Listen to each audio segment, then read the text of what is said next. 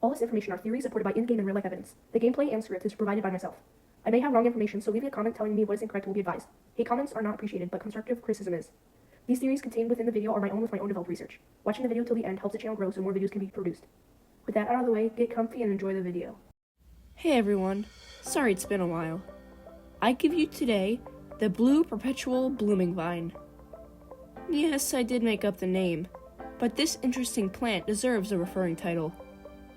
First, the game though. Jusant is a French nautical term for a receding tide, given its name in a world where water has disappeared. The objective includes climbing, lots of it.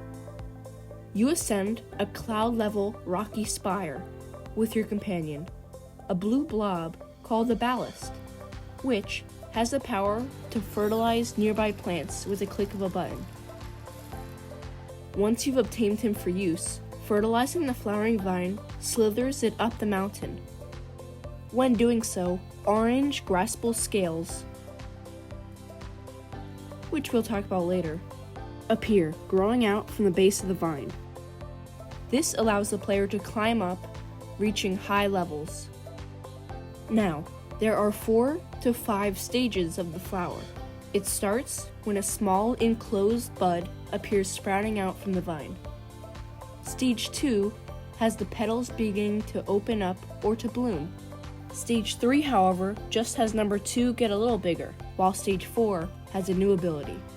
The reason the plant got its name, a consistent or perpetual blooming motion, repeating the state of anthesis.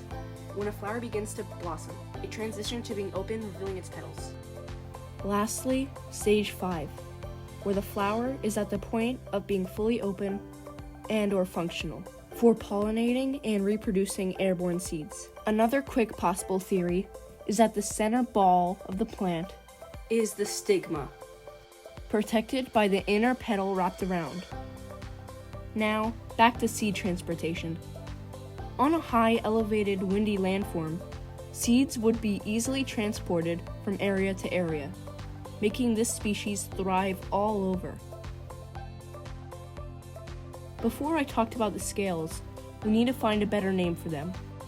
If you have any new name ideas, please leave it in the comments below. I'm not even gonna try, and I'll just call them a grip. 'Cause why not? Not a very original name. Oh well. These organic handholds have an interesting shape. They grow out at an angle, leaving much space inside.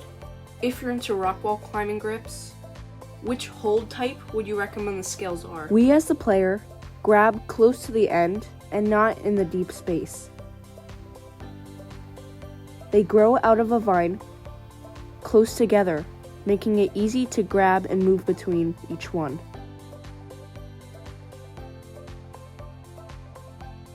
This part is interesting.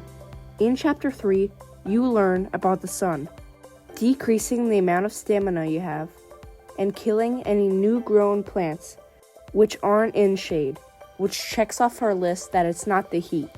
The fresh, lively buds slowly turn to ash. Either the sun's rays are super powerful, or, man, this vegetation is weak. The point is, the blue flowering vine is the only healthy vegetation in the whole area, with direct contact with sunlight.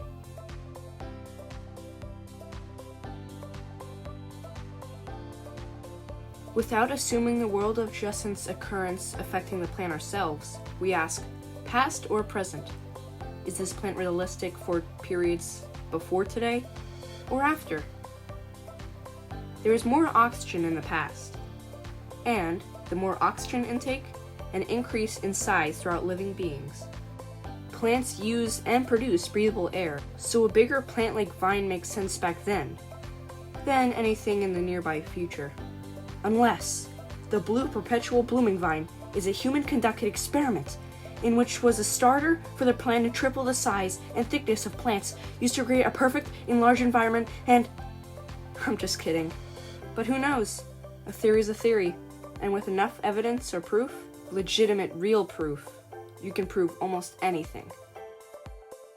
Now you need some intense strength to go right through hundreds of pounds of sandstone and cobbled rocks. It helps how thick the vine tends to be due to environmental conditions or characteristics of the plant itself.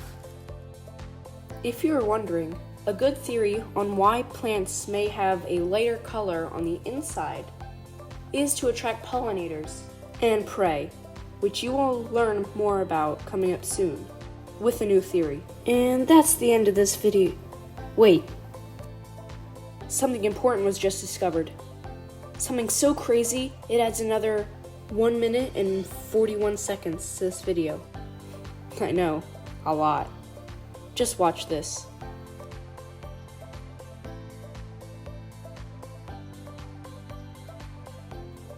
The plant, if you missed it, only starts its perpetual motion when approached by the player. Now, for the reasons: 1. Trying to seem dangerous or harmful in order to scare away predators. If this ability can be controlled, the same manipulation can be used to lure prey near or into the flower. Like the Venus flytrap, this plant would then become a carnivorous plant. Very unlikely, but still possible.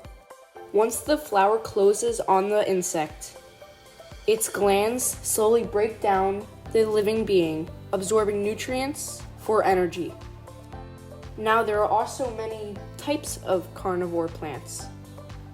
Some snap on their prey, and others trap them using mucilage, or a thick, gluey substance used to stop motion from insects. 2. A stimulus response when detecting a life form nearby. Body heat, sound, breathing, touch, and more would all activate this rejoinder. Bet you never heard that word before. Just means reaction. 3rd, the opposite of one. The plant feels safe around humans, a signal to show the vine feels comfy around them. The Blue Perpetual is a human-conducted experiment to create a perfect enlargement. Not again. Again, just brainstorming. And that's the end of the video. The thumbnail and script was provided by myself, Draven, and I researched this topic myself. Any new video ideas, please leave down in the comments below. Have a good day. Until the next scientific breakthrough, see you next time.